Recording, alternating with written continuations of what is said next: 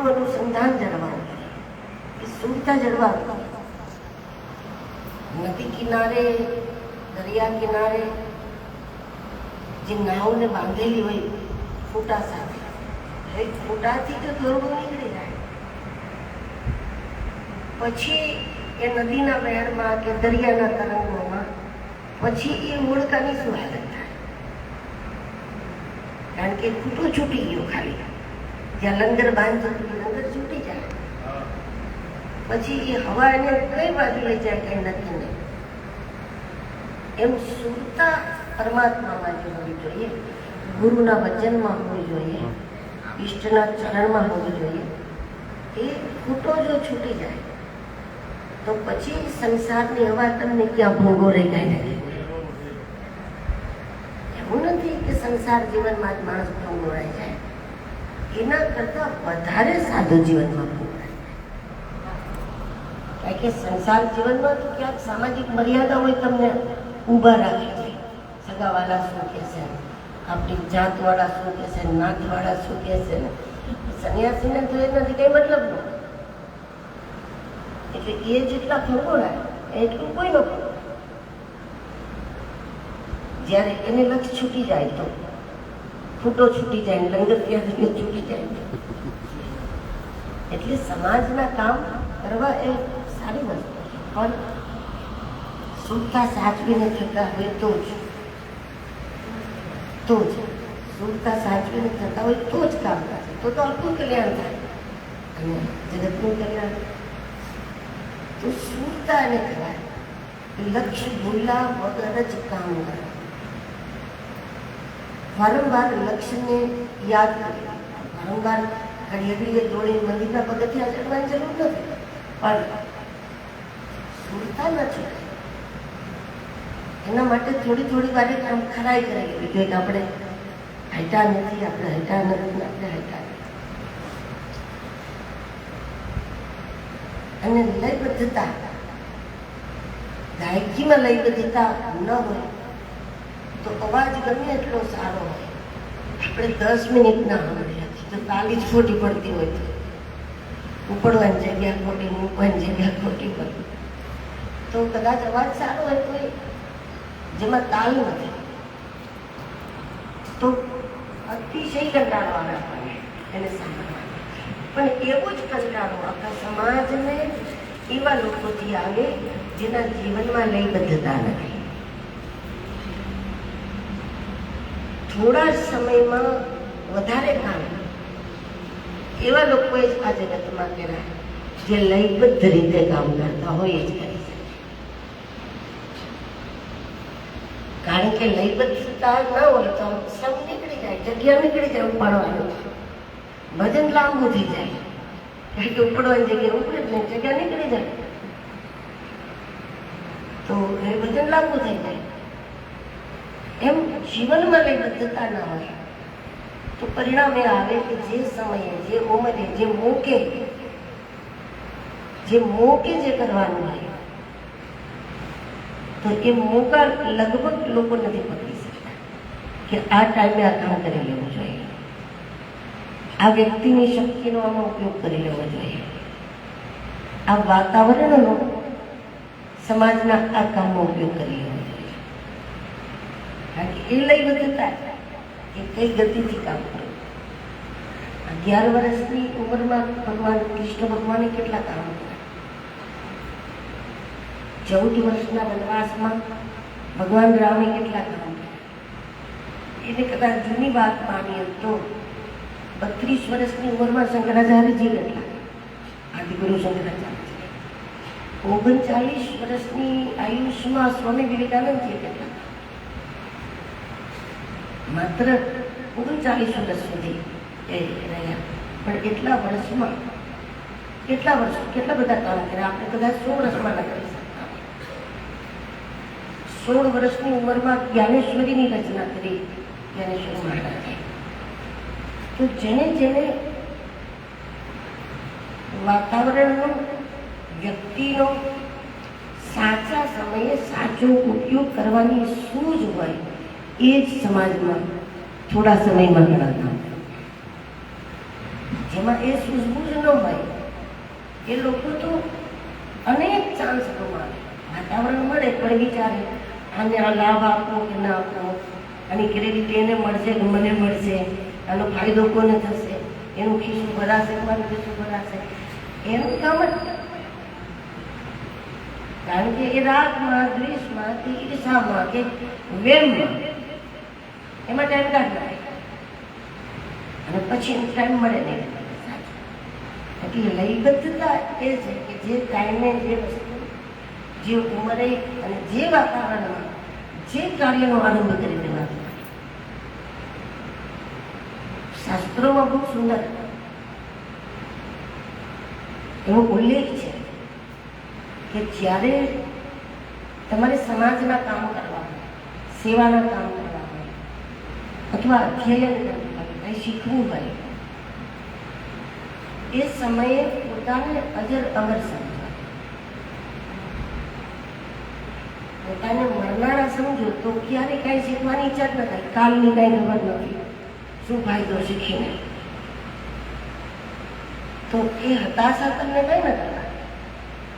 જ્યારે તમે વિદ્યા અધ્યયન કરો અથવા સેવાના કામ કરો સમાજમાં, એ સમયે એવું સમજીને જ કરવા જોઈએ કે આપણે કોઈ દિવસ મરવાના નથી. નહીં તો બે રૂમ માનવાની ઈચ્છા ન થાય. કાલે શું થાય કઈ નથી રહેવા દેવા.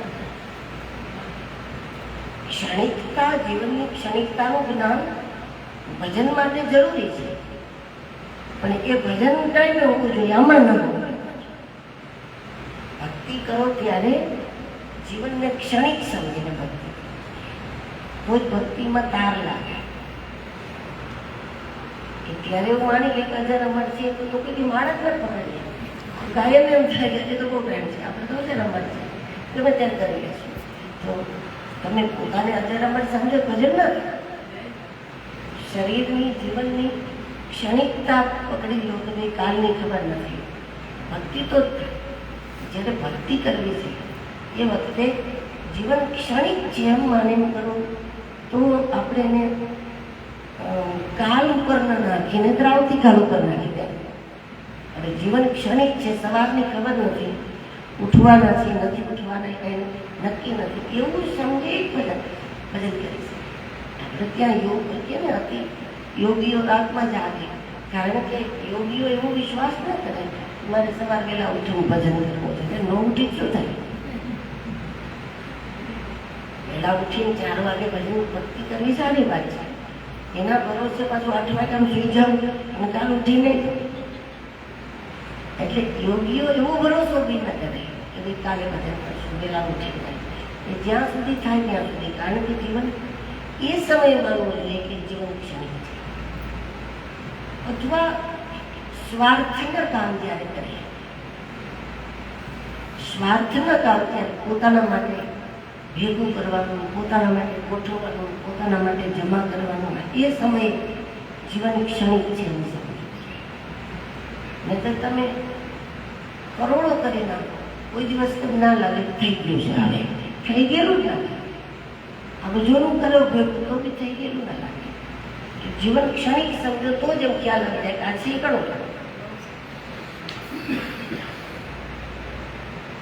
તો સમાજના કામ જ્યારે કરીએ ત્યારે પરમાર્થના કામ કરો અથવા કંઈક શીખો તો 90 વર્ષની ઉંમરે પણ એમ જ માનવું જોઈએ કે આપણે મરવાના નથી, તો જ તમે અભ્યાસ કરી શકો, તો જ આગળ વધી શકો. 95 વર્ષ થઈ ગયા હોય તો પણ આપણે મરવાના નથી. કારણ કે શાસ્ત્રોમાં શરીરની સમાપ્તિને મૃત્યુ નથી કહ્યું. શાસ્ત્રોમાં મૃત્યુ એને કહેવામાં આવ્યું કે ગતિ રોકાઈ જાય કે હવે મારાથી કાંઈ નહીં થાય અથવા હવે મારે કાંઈ નથી કરવું, હવે જીવનમાં ખાવ પીવું સુઈ જવું, બસ હવે કાંઈ કરવું નથી, હવે હું કંઈ કરીશ. એ ગતિ રોકાઈ જાય એને શાસ્ત્રોમાં મૃત્યુ નામ આપ્યું છે. કારણ કે મરેલા પાસે તો આશા જ ન કરી શકે ને કે હમણાં કચરો વાર અંદરથી, એનું નામ મૃત્યુ. શાસ્ત્રોની ગતિ રોકાઈ જાય એને મૃત્યુ નામ આપ્યું. તો છેલ્લા શ્વાસ સુધી શીખવાની તૈયારી, છેલ્લા શ્વાસ સુધી બીજાના માટે કંઈક કરવાનો ચાન્સ મળે તો બેઠા બેઠા કરી શકતા, તો બેઠા બેઠા ફરીને કરી શકતા, તો ફરીને દોડીને કરી શકતા, તો દોડીને કંઈક આપીને કરી શકતા, તો જે પણ રીતે કરી શકતા હોય, પણ એ ચાન્સ ચૂકવો ન જોઈએ, એને લઈ બદલતા. ભજનોમાં બધામાં એવી વાતો ખૂબ આવે, જાગવાની વાતો, સૂતો જગાડો, દેશ દેખાડો, પણ જાગી ગયા એની ઓળખ શું? જાગેલાના પ્રમાણ શું? જાગવું બધું બરાબર, પણ જાગેલાના પ્રમાણ શું? કોણ જાગે છે મનમાં? તો જાગેલો જીવ છે એનું પ્રમાણ જ આપણા શાસ્ત્રો આ કહે છે કે જે જાગેલા હોય એ પરમાર્થની તકના દિવસ, અને એ ભજનને કોઈ દિવસ કાલ ઉપર ના છોડે, એનું નામ જાગેલા પર ધ્યાન આપે. બને ત્યાં સુધી કોઈ શ્વાસ ભજન વગર ના જવા દે, અને પરમાર્થની કોઈ તક હાથમાંથી ન જવા દે. બીજું કે ભગવાન કરતા સુંદર કોઈ ચીજને ન માને, અને ભજન કરતા કિંમતી દુનિયાની કોઈ વસ્તુ ન માને. કે ભગવાનથી સુંદર તમને કાંઈ દેખાય છે તો તમે જંગલમાં ફસાઈ ગયા. સંસાર તો બહુ ખતરનાક વસ્તુ, પણ તમે ગુફામાં બેઠા હો, જંગલમાં બેઠા હો, તો વૈરાગ નહીં થાય, તોય તમે ભટકતા બચાવી ના શકો. ભગવાન કરતા સુંદર કાંઈ પણ છે એ વાત જ્યાં સુધી ઊંડે ઊંડે પણ પડી હોય, એ બધાનો વૈરાગ ખતરામાં. કારણ કે કોઈને કોઈ ચીજ તમને ફસાવી દે, એટલે ભગવાનથી સુંદર કાંઈ નથી. એ એકડો ઘૂંટાઈ જવો જોઈએ એકદમ. એ વાત એકદમ મજબૂત બની જવી જોઈએ કે ભગવાનથી સુંદર આજે નથી. એટલે પછી તમે દેશ વિદેશ ગમે ત્યાં મારું અનુસંધાન છે નહીં, ભગવાનથી સુંદર કાંઈ નથી. એ મળી જાય એના પ્રયત્નો ભલે આપણે કરીએ, પણ હકીકતમાં આનંદ જ એ વાતનો છે કે ના મળી જાઓ. એ જ વાત ઘણી વાર શું બને કે તમે કોઈ સાધુ સંતોને એમ કહી દો આ ભગવાન છે, ઠીક છે, ગુરુ સાક્ષાત પરબ્રહ્મ એવું આપણા મંત્રો કે, પણ ગુરુ ને આપણે ભગવાન એટલે માનીએ છીએ કે જે આપણને દ્રષ્ટિ આપે છે, જે આંખથી ઈશ્વર અનુભવાય. બાકી તમે ભગવાન કહી દો ગમે તેને, એ બહુ સારી વાત નથી. ગુરુને ભગવાન માનો ઠીક છે, પણ ગુરુને ભગવાન માની લો તમે, એટલે તમારી આખી અધ્યાત્મ યાત્રા અટકીને ઊભી રહી જાય. ત્યાં તમારી ખોજ અટકે. સાધકની ખોજ ન કરતા. તમે ભગવાન કહી દો પછી એના નામે તમે ગમે તે વાતો ચલાવી શકો. ભગવાને કહી દીધું, હવે પૂરું થઈ ગયું. તમને ગમતી વાત એમને કરી તો તમે પકડી લો, તમને ગમતી વાત ન ગમતી કરી ત્યારે નહીં લો ભગવાને કીધું ના, ત્યારે ભગવાન નહીં કરે. તો એ મળી જાય એ બહુ સારી વાત નથી. એની ખોજ નહીં બતાવે. તો ભગવાન કરતા સુંદર કોઈ વસ્તુ ન હોઈ શકે અને કોઈ વ્યક્તિ ન હોઈ શકે. એ વાત એકદમ મજબૂત થવી જોઈએ. તો વૈરાગ ખતરાથી બહાર આવે. અને ભજનથી કિંમતી કાંઈ નથી. ભગવાનનું નામથી ભજનથી કિંમતી કાંઈ નથી. એ વાત પાકી થઈ ગયેલી હોય. અને પરમાર્થની એક પણ તક ન ચૂકવી અને શ્વાસને બરબાદ ન જવા દે. આ 4 વસ્તુ જેનામાં હોય એ જાગી ગયેલાના પ્રમાણ છે. જંગલમાં છે, કુટુંબમાં છે, કે આપણા જેવા હળવા થઈને રહે છે કે અકળ થઈને રહે છે, એનાથી આપણે, કારણ કે કોઈ દિવસ તમે આકૃતિ જોઈને કોઈને પ્રમાણપત્ર ના, એમાં કલિયુગમાં તો જરાય નહીં. આ કોઈ યુગ જ એક્ટિંગનો છે. એટલે લોકોને આમ ભાવવાળા દેખાતા આપણે સમાધિ ખોવાઈ જતા, કારણ કે આપણે તેને સમાધિ માને તેને રીલ બનાવતા હોય. એટલે આખો યુગ જ આખું એક્ટિંગ હોય. એટલે આકૃતિથી તમે કાંઈ નથી કરતા, પણ કૃતિથી કરી. આકૃતિ તમે જતાવે પહેલી જ દ્રષ્ટિએ પ્રભાવિત કરે,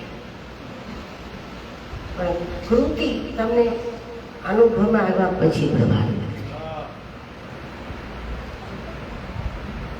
લોકો એવું જ ઈચ્છે કે ભાઈ આપણો પ્રભાવ એવો હોય કે આપણને જોતા હોય બધાને મજા આવે, જોતા હોય તો આપણો ભરોસો કરે. એટલે એ કલિયુગનું પ્રમાણ છે, પણ કૃતિ છે એ અનુભવમાંથી આવતા આવતા આપણને ખ્યાલ આવે. અમારે ગુરુ મહારાજના મેળા પહેલા મને એમ હતું કે ભાઈ ભગવાનનો શિવનો સાક્ષાત્કાર કરવો, ક્યાંય જઈને એકાંતમાં જઈને કોઈ રીતે શિવને પ્રગટ કરવા. પણ જેમ જેમ ગુરુ મહારાજ પાસે રહેવાનું થયું, રહેતા જ ખ્યાલ આવી ગયો કે જો આ શિવ નથી તો પછી બીજો કોઈ શિવ નથી. જો આમાં શિવનું દર્શન નથી તો કેમ? પણ એ અનુભવના આધારે ઘણીવાર કોઈ મંદિરોને, સંતોને લોકોની વાતો ઉપરથી શ્રદ્ધામાં બાંધે છે. અત્યારે એ વાત વધી રહી છે. અનેક લોકો જે સ્થાન માટે, જે મંદિર માટે કે જે સંત માટે એમ કે આમાં આવું છે, આમ છે, તેમ છે, એટલે આપણે એમાં દોડી જાય. લોકોની વાત તો એ આપણી શ્રદ્ધાનો આધાર હોય તો એ આપણી શ્રદ્ધા વિકલાંગ શ્રદ્ધા છે. લોકોની વાતોના આધારે આપણી શ્રદ્ધા બની કેવું લાગે, આ હનુમાન પાવરફુલ છે, યા ફલાણા સંત પાવરફુલ. તો લોકોની વાતોના આધારે આપણી શ્રદ્ધા ન હોવી જોઈએ. અને થઈ તો એ શ્રદ્ધા બાળક છે. એ શ્રદ્ધા, તમે જેટલી શ્રદ્ધા રાખતા છો એટલા જ પથ્થર મારશો તમે, કારણ કે લોકોની વાતોના આધારે કરેલી શ્રદ્ધા. અને પછી લોકોનું તો હવામાન ગમે ત્યારે બદલે. લોકોનું હવામાન બદલે, 5 લોકોની નિંદા કરે, 50 નિંદા કરે, 100 નિંદા કરે, 200 નિંદા કરે, એટલે એમાંય પાછા કંટ્રોલિયામાં આપણે આવી જાય. એટલે આપણે અપરાધ કરી હોય પછી કોઈ ના કરે. એટલે દેવી દેવતાથી, ગુરુથી, સંતથી આપણી શ્રદ્ધા એ લોકોની વાતોના આધારે નાખવું જોઈએ. આપણી એના પ્રત્યેની આસ્થા છે આપણા અનુભવના આધારે. આપણે વાતો શું, આપણે એમને મળી લઈએ, આપણે એમની સાથે બેસી લઈ, આપણે એ વાતાવરણમાં ઘણીવાર આપણો ઈગો આપણને ન કરવા દે, અહંકાર આપણને. બાકી અનુભવ તો આ જ રીતે થાય.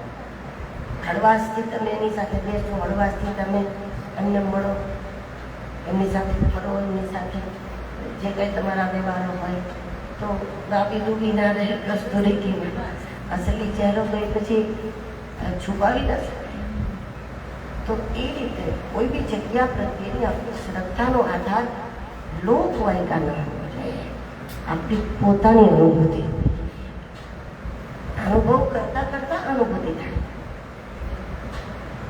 અનુભવ આપણે કરવાના હોય, અનુભૂતિ એની મેળે થાય. બહારના વાતાવરણને આપણે તો ભાઈ માતાજીને મેં 10 વાર મળ્યા કે 20 વાર મળ્યા એ અનુભવ. અને એમનાથી મને કાંઈ ખ્યાલ આવ્યો, એમના અંદરનું સત્ય, એમના હોવા માત્રથી બનતી કોઈ કુદરતી ઘટના, એ જે છે એ અનુભૂતિ છે. અનુભૂતિ અંદર થાય, અનુભવ બહાર થાય. અનુભવ કરતા કરતા જ એક વખત અનુભૂતિ થઈ જાય. તો એ પ્રકારની આસ્થા હોય તો કોઈ દિવસ ડગવાની શક્યતા, પછી આપણે કેમ મેરું ડગે પણ મન ડગે, એવી રીતે એ સ્થિર આસ્થા બને.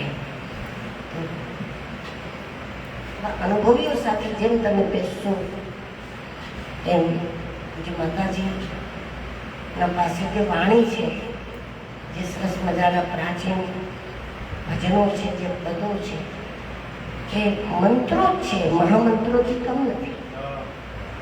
એમાંથી કોઈ મંત્ર પકડાઈ જાય નથી, કોઈ વાક્ય પકડાઈ જાય. એ વાક્ય પણ જે અવસ્થાથી નીકળ્યું છે એ અવસ્થાએ વાણીની મજા. સત્સંગ કે ભજનોના શબ્દો જે ભૂમિકાથી નીકળાય, તમે મંત્ર માનીને એને પકડો એટલે જે ભૂમિકાથી નીકળ્યા છે એ ભૂમિકા આપણે એ ભૂમિકાએ જવા માટે એ વચન જ આધાર છે, શબ્દ જ આધાર છે. એટલે જ આપણે ત્યાં શબ્દને બ્રહ્મ કીધું છે કે એ શબ્દ જ આધાર છે. કોઈ પણ શબ્દ છે જ્યાંથી નીકળો ત્યાં જ નહીં.